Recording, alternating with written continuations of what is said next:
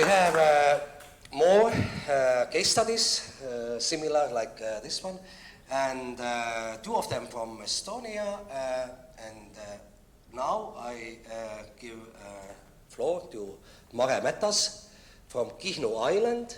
It will also be the last presentation of the first half of the day, so come back all after the lunch break. We will remind it later on, but yeah, please, Mare.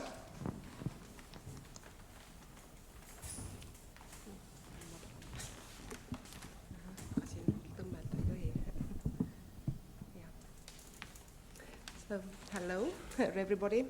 I'm coming really from Kihnu Island, and I'm very lucky because like Nadezhda, the previous speaker, we are very, very busy at the moment. So I didn't find time to make a good presentation because I don't even have time to sit in the summertime. We are all the time, sometimes I'm sitting only in the bike and we are riding with my motorcycle. But the island is full of people, and everybody is extremely busy in the summertime. And of course, what is our speciality on the island today? We are lucky, and I'm happy to be here because it's really stormy weather and ferry boat is not running. So it was in the morning also there were problems, and in the evening it's definitely not going back to the island. So I stay here and I have one free evening also.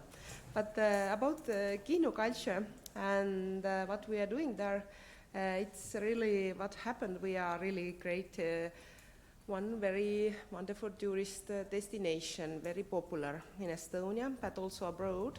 And the same things like everywhere, because of Corona, it's not so easy to get the foreigners right now to Estonia and also in Kihnu Island.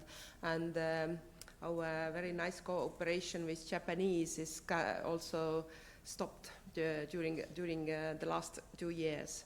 But võib panna järgmise slaidi, jah. Ise saan panna. Panen siit. Hiirega või klaviatuuri? Selge. Ma panen siit klaviatuuri pealt. Jaa, vabandust. Kust ta läks? Siit või? Jaa. So, and I give you some good examples or my thoughts, what is connected with this cultural tourism. What is Kihnu example or the success story is that Kihnu culture was proclaimed by UNESCO 2003 as intangible cultural heritage.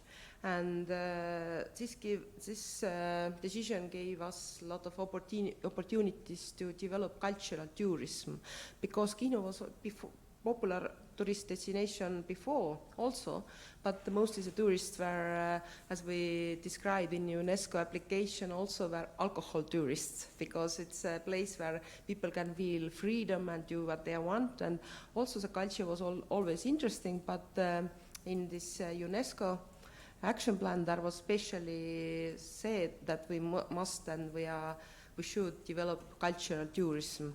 So now we are talking also about heritage tourism. And after this decision in the November 2003, the international attention, of course, started to rise, and a lot of documentalists and journalists visited our island every year. And I have myself made cooperation with them, and we have done together, I don't know how many hundreds of films and also articles in different newspapers and magazines and everywhere. And what is important, if the inside look is here, and the same question what Dimitri asked before, if the things are fake or not, if something is also, is it possible to perform the culture if it not really exist anymore. So in our island we think that the most important thing is that we must be real, the culture must be real, and it can't be fake, something fake or false culture. So in the UNESCO action plan we have a very important goal, and this is education. In Kihnu school program, students must study.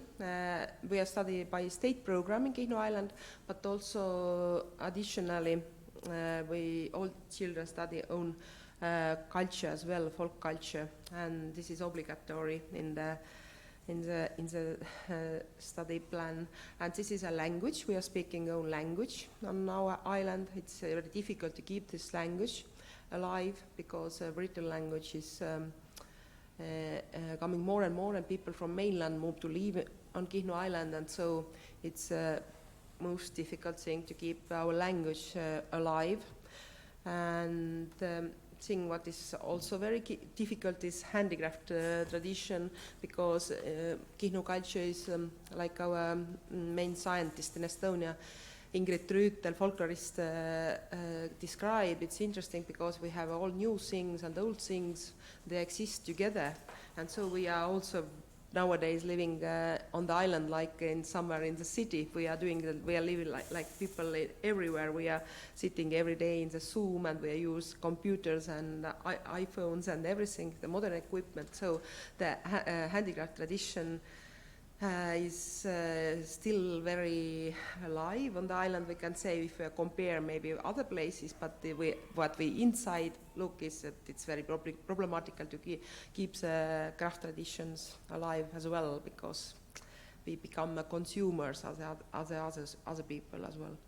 And singing and dancing, this is still very popular. This is a living part of our culture, but also there are lessons at school, and we are study at school also Runo epic singing and sing sailor songs and old folk songs, and dancing also we have in the school program. Almost all students studied some folk instruments like accordion or violin. They are become fiddlers, and some who are more talented, they can do both, play accordion or violin. And so we hope that our young generation, they have become also very strong culture tradition keepers. And so our main attempts is we want to strengthen the culture internally and to ensure the sustainability. So what we are doing, the same things like everywhere. We are organized heritage camps where we are teach folk music, where we are teach art also, or not teach. We are in our island tradition there is we are famous about naive art, so we are organized naive art camps sometimes, where children and adults are coming together and make beautiful paintings. So craft camps, dancing camps, and so on. So the school program is very important. Different publications, and we are continue scientific research as well. So it's always helped to keep the culture alive more and longer if you write down and if you describe the everyday life,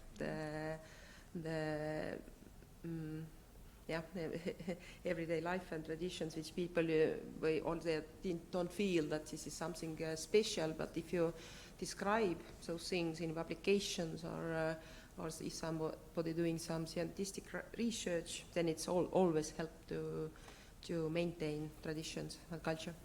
And we have very nice visitor centers on the island, of course. We have our best thing, what is working excellently, is our museum. And we have Orthodox Church, we are Orthodox people. And we have also opened the lighthouse, and we have this Mätas heritage farm where it's possible to take part of different heritage camps. So we have a lot of places and a lot of things to do if you are interested in heritage and you want to try or take part. And what is very special also in our heritage tourism on the island, we have some famous people, and some people are really famous all over the Estonia, and even sometimes more. We have a famous folk singer, Virve. Of course, everybody, all visitors who are coming to the island, they want to see Virve, and she's 93 years old. Folk singer who is making songs till nowadays, and this one person is just she has such a big power that everybody wants to see her. She's so talented and friendly and kind, and of course because she's so old, it's interesting how enthusiastic she is still, and dividing her knowledges and things. And so yesterday we met her. I came away from the island yesterday. We were the last concert of folk band Kukerpillid was in Lindi village in Pärnu County, and Virve also was singing there. So a lot of people came there, and they wanted to see her in the stage as well. So we have a famous handicraft master, Rosi, who is talking also interesting stories, and the storytelling is one thing what heritage tourists want to see a lot. Lohu Ella, for example, is another lady who is a handicraft master and who is together with her daughter opened their own handicraft shop in Lempsi village on the island, and also other people who are interesting and who are interesting different things in our culture. Is it church singing, or is it handicraft, or is it storytelling, or is it motorcycle? You can choose, and people are, of course, why the first picture was the motorcycle. More and more people are interested in our motorcycle culture also, and this tradition is very attractive from the outside view. Yeah, and because Kihnu is so popular, every year new homestays, the home accommodations are open, and this year, every year at least 3 or 4 new places are born, and new handicraft, and also this grocery stores are opening doors every year, and they are all full of people. This summer, of course, extraordinary, and island is really a lot of visitors, and everybody get the income from this heritage tourism. And why we are lucky, what is a good thing is also if I, for example, myself and my friends also, we are afraid that we are going to lose our unique culture because of globalization sooner or later, then still we have we are happy that we still have the real people also in the island, and the culture is we can maintain it as long the indigenous community persists on the island. If we are going to lose it, then there is nothing to see anymore. It's my opinion, of course. And we have some bad things also, which is not maybe so much connected with tourism, but it's also inside view that sometimes top-down legislation is. We have problems with how to keep the traditions alive, and many things which are connected with men living substances are limited or forbidden, or there are.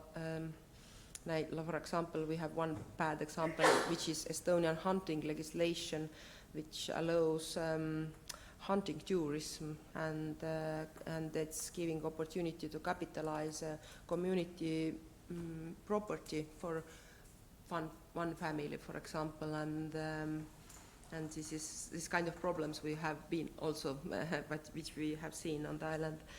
And traditional livelihoods going to disappear, and not provide enough livelihoods anymore for the younger generation, and jobs will be elsewhere, and young people must move away from the island to live in the mainland. This is a thing what we are trying to find good solution, and hope the long distance work may be coming sooner or later, but still the fishing and agriculture, it's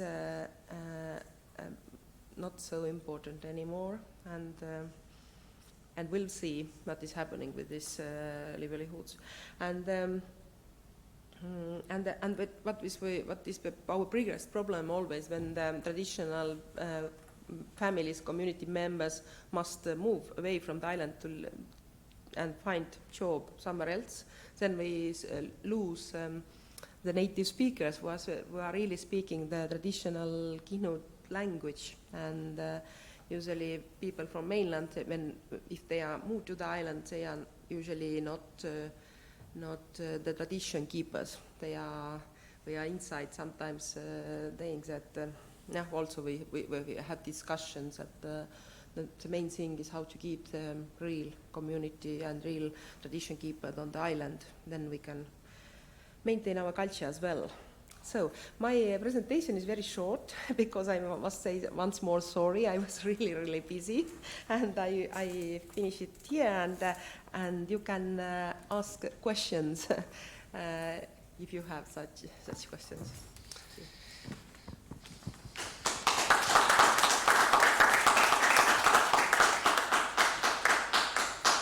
So here is a microphone if there are questions in the audience. Also, there might be something coming from Zoom.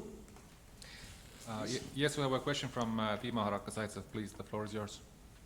Спасибо. Во-первых, я хочу высказать слова уважения Надежде и Маре, потому что у меня было в жизни два счастливых момента, когда я был в Киммерман в гостях и в Кихну.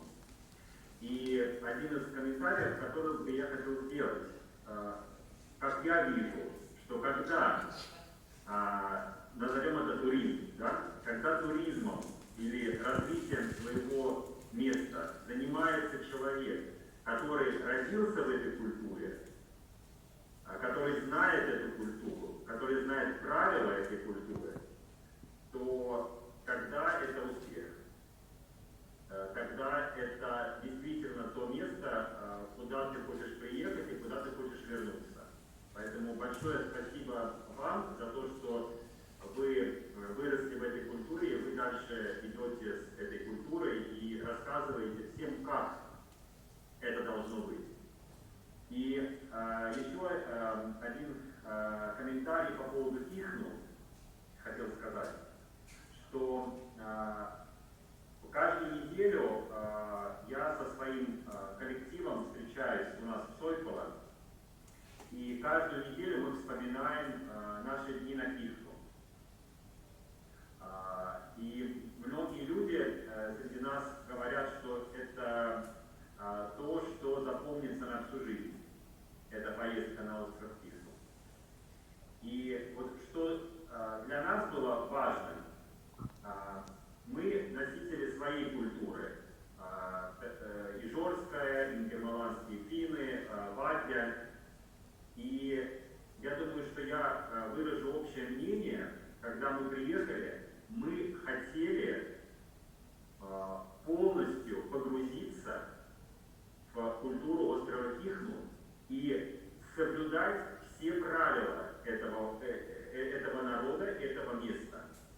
И жить по правилам этого места. Вот это было очень важно, что когда мы туда попали, мы поняли, что мы не хотели быть туристами.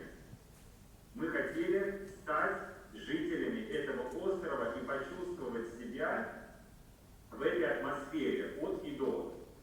Вот это очень важно было. Вот эта атмосфера была создана теми лидерами, которые на острове Кихну занимаются сохранением этой Кихну-культуры. И то же самое чувство у меня было, когда я был в Киммерман.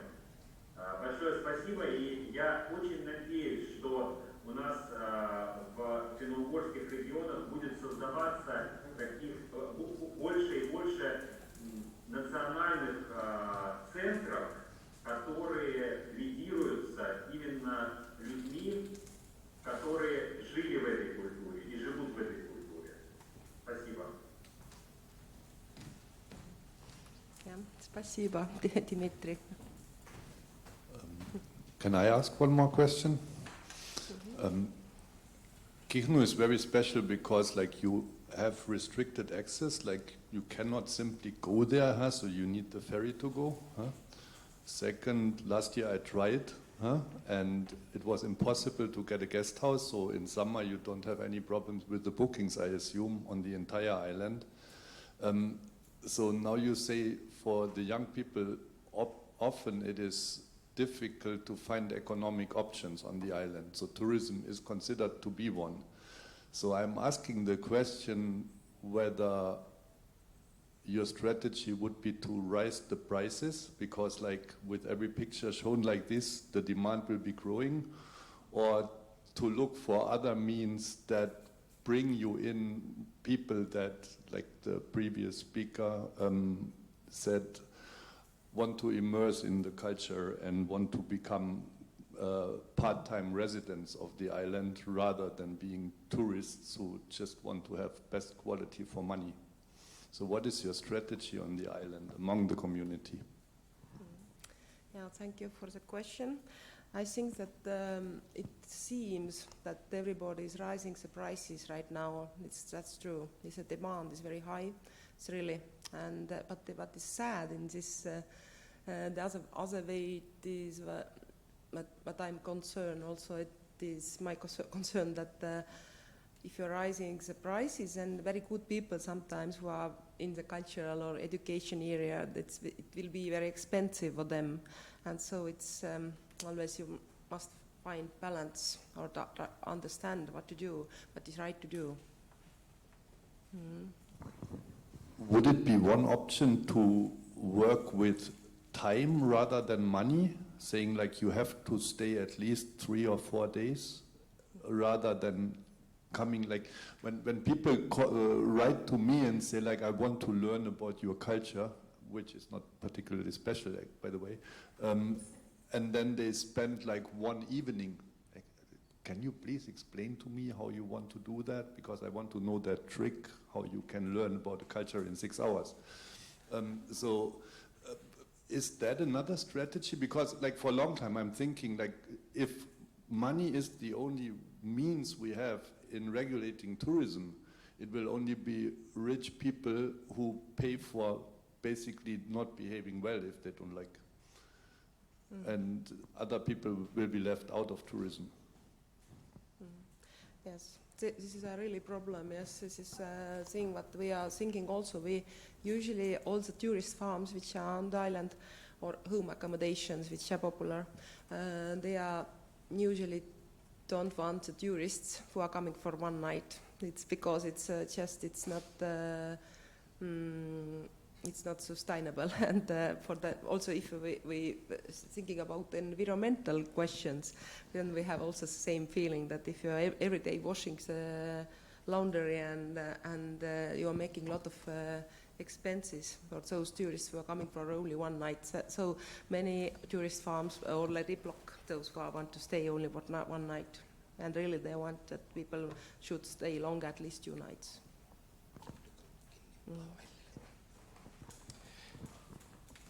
If I can also ask one question, Mare. So one thing I have always been fascinated about concerning tourism in Kihnu is the work you have done with international media, including with major publications. I'm sure New York Times, BBC, Arte Channel, you name it.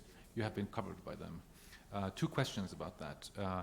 How much do you think this has to do with the UNESCO status of Kihnu culture? And secondly, what has been the impact of these high-profile media publications and exposures?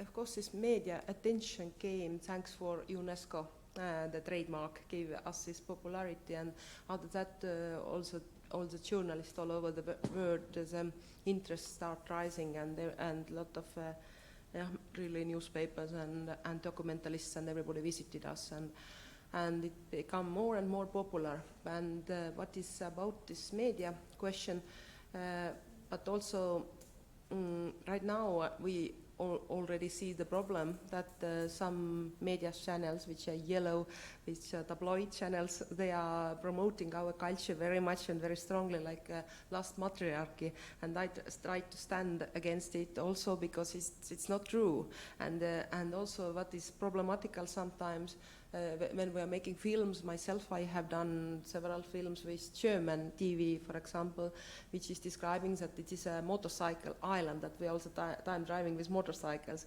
or sometimes Japanese have a feeling that this is an island where people also dancing traditional dances in folk costumes. So we must promote our culture outside right way, but sometimes those tabloids or yellow papers, they don't want to do it, or they don't listen us. They do what they want because they want to earn money for this popularity. If they are send or put in the YouTube or somewhere in the channel a short film which is talking about last matriarchy again, then a lot of clicks will be. And so this is a thing what we don't like, but and I try to avoid it as much as possible, but you never know when they are going to do it, or they are cut together different pictures and making themselves from different films, or taking pieces and making themselves story that it's last matriarchy in the Europe. So, thank you very much, Mare, and thank you all.